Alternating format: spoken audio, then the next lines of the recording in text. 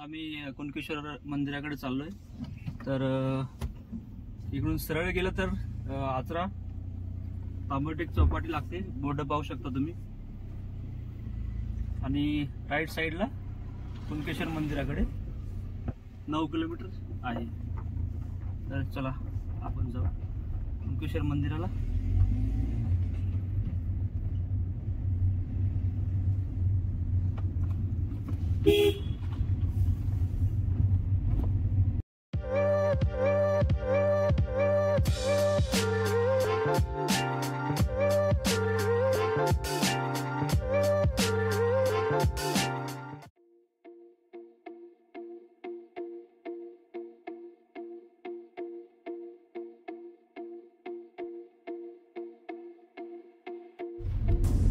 पोखरबावरून हा रस्ता सरळ जातो कुणकेश्वर मंदिराला। आणि हे बघा तुम्ही पाहू शकता, इकडून तुम्हाला देवगडला सुद्धा जाता येते। आणि हा सरळ रस्ता गेला कुणकेश्वरला। तर देवगडवरून निघाल्यानंतर कुणकेश्वर, पहिले पोखरबाव, नंतर मग कुणकेश्वर आणि गजबादेवी, हे तुमचे 3 मंदिरं एका दिवसात होऊ शकतात।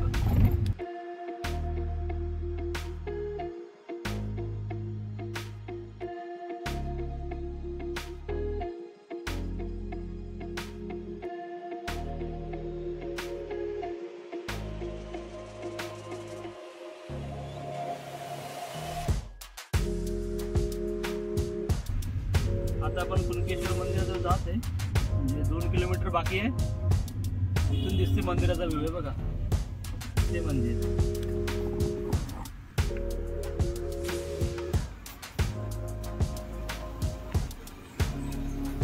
हे इथे दिसते।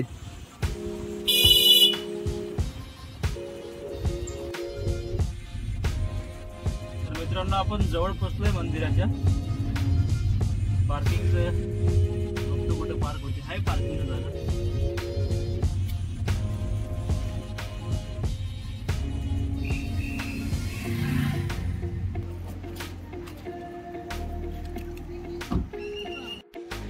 तर बऱ्याच सहली पण आल्या इथे सुद्धा, शाळेच्या सहल, लहान मुलांच्या। पार्किंग चांगली व्यवस्था आहे।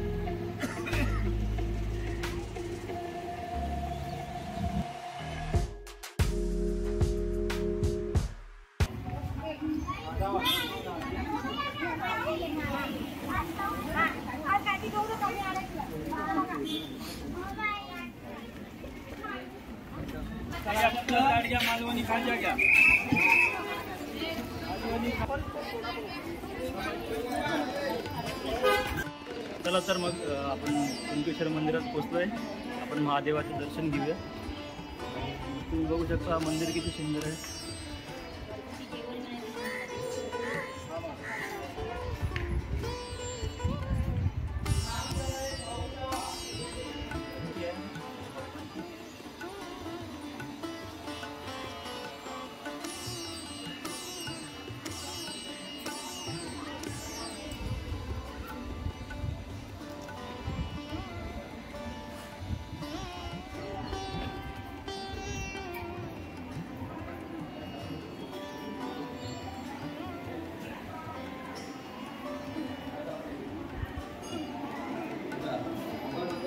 बरं,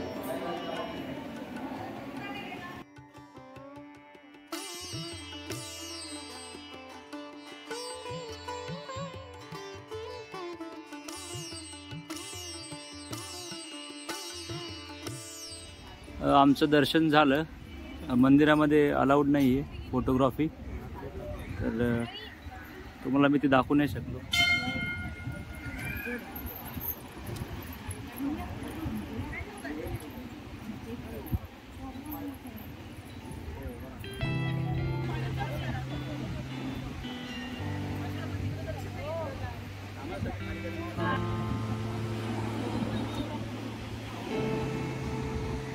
छान समुद्र किनारा आहे।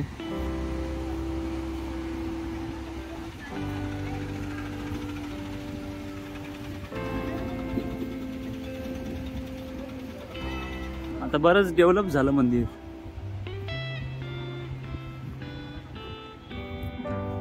जोगेश्वरी देवीचं मंदिर आहे।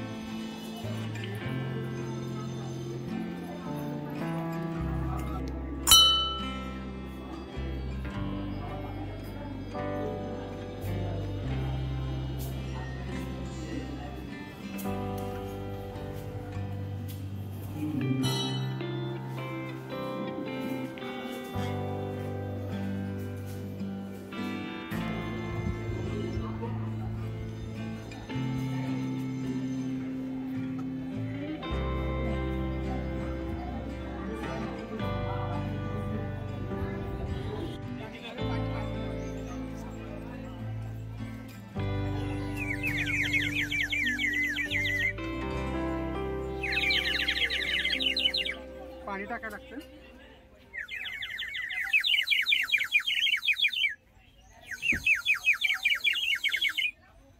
झालंय कुणकेश्वरचं. आता आम्ही निघलोय देवगडला. शाळेतल्या आठवणी म्हणून टिप्पणी घेतलेली. आणि त्याच्या मुलीसाठी अरे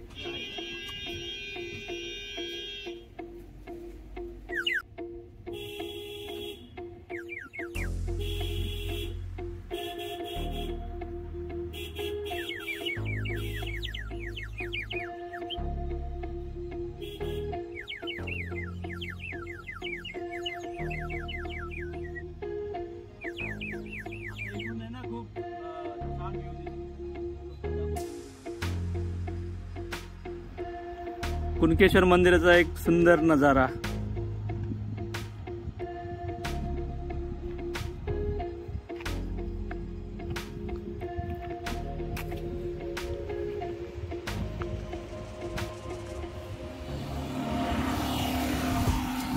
हा रस्ता जातो देवगडला.